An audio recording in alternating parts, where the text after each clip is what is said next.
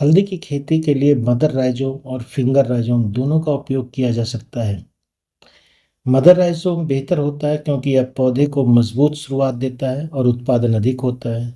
वहीं finger rhizome उपयुक्त होता है क्योंकि यह आकार में आकर्षक होता है और आसानी से सुखाया जा सकता है, लेकिन उत्पादन कम होता है। किसान भाई, आजकल आप हल्दी का बीज खरीद रहे होंगे और हल्दी का बीज लगाने के लिए इस समय लोग किसान अपना इंतज़ाम कर लेते हैं और इसी समय करीब करीब 1 महीना पहले से हल्दी का बीज किसान अपना जिनकी फसलें तैयार हो चुकी है वो उखाड़ने के लिए तैयार रेडी हो जाते हैं। तो अगर आप हल्दी का बीज किसी किसान से ख़रीदते हैं तो सबसे पहली बात जो आप ध्यान रखिए वो कि हल्दी का जो बीज होता है, एक्चुअली इसमें हल्दी का जो पूरा जब हम उखाड़ते हैं तो उसमें से एक मदर राइजोम होता है जो मोटा होता है काफ़ी, और उसके साथ अटैच्ड होते हैं लंबे लंबे राइजोम जिसको हम फिंगर बोलते हैं।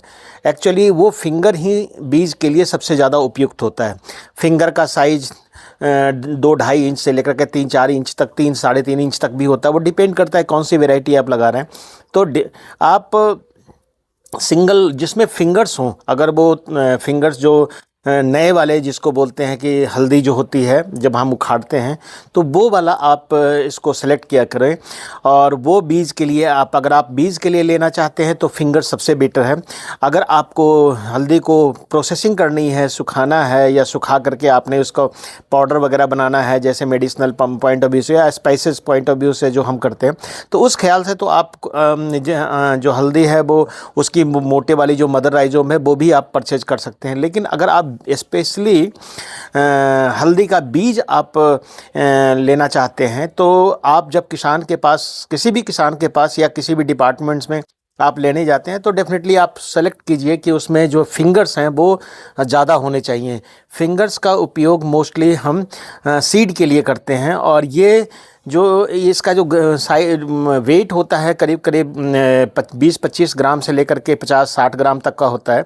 तो फिंगर्स ये भी डिपेंड करता है कि किस किस्म का आपने लिया है। जैसे आपने हमारे पालमपुर एग्रीकल्चर यूनिवर्सिटी में आपने 2 वैरायटी जो बड़ी अच्छी है, एक पालम लालिमा है और एक पालम पीताम्बर है, या आजकल किसान के पास अपनी लोकल भी होती है। तो लोकल भी डिपेंड करता है कि कोई ना कोई ज्योति है, कोई कुछ करके लोग अपना बताते हैं कि हमने जो हल्दी ली है।